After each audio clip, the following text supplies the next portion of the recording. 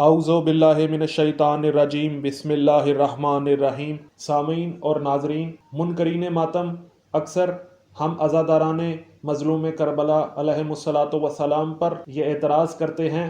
کہ آپ ماتم کیوں کرتے ہیں، آپ پیٹتے کیوں ہیں، آپ سینہ زنی کیوں کرتے ہیں، آپ زنجیر کیوں مارتے ہیں، آپ اپنے آپ کو تکلیف کیوں دیتے ہیں، یہ ایک بدعت ہے۔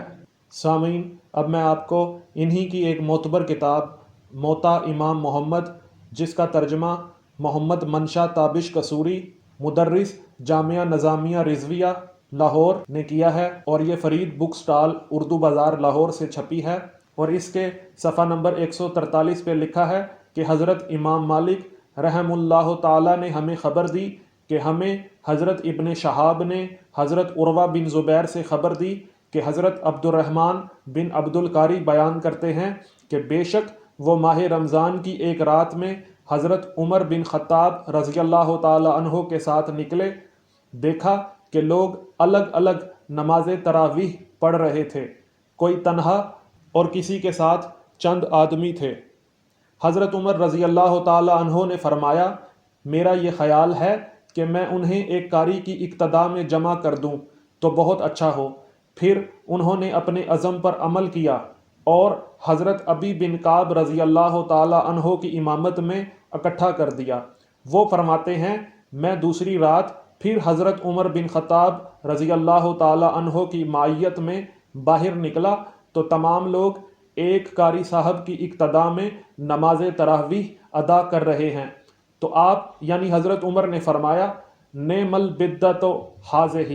کہ یہ کتنی عمدہ بدعت ہے۔ جی سامعین، آپ نے دیکھا کہ جس کو غیر شیعہ حضرات سارا رمضان عبادت سمجھ کر سر انجام دیتے ہیں، خود اس عمل کے جاری کرنے والے، اس عمل کے ایجاد کرنے والے عمر نے اس کو بدعت کہا ہے، اور یہ عبادت سمجھ کر سر انجام دے رہے ہیں۔ اور اعتراض ہم عزاداران امام مظلوم علیہ الصلاۃ والسلام پر کرتے ہیں کہ جی یہ بدعت کرتے ہیں۔ غیر شیعہ حضرات کہیں گے کہ جی ہم تو نماز پڑھ رہے ہیں، نماز پڑھنا تو ثواب ہے، ہم کون سا کوئی ایسا کام کر رہے ہیں جس کو نبی علیہ الصلاۃ والسلام نے منع فرمایا ہے، مثلا ہم کون سا چوری کر رہے ہیں۔ تو میرا ان سے سوال ہے کہ نبی معظم صلی اللہ علیہ وآلہ وسلم نے تو عید کے دن روزہ رکھنے کو منع فرمایا ہے، اب اگر نبی نے روزے جیسی اہم عبادت کو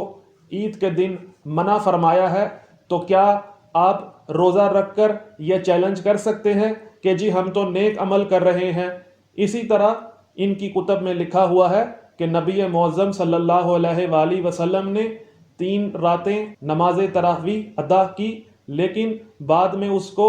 اس وجہ سے ترک کر دیا تاکہ یہ لوگوں پر فرض نہ ہو جائے۔ تو جب نبی معظم صلی اللہ علیہ وآلہ وسلم نے ایک عمل کو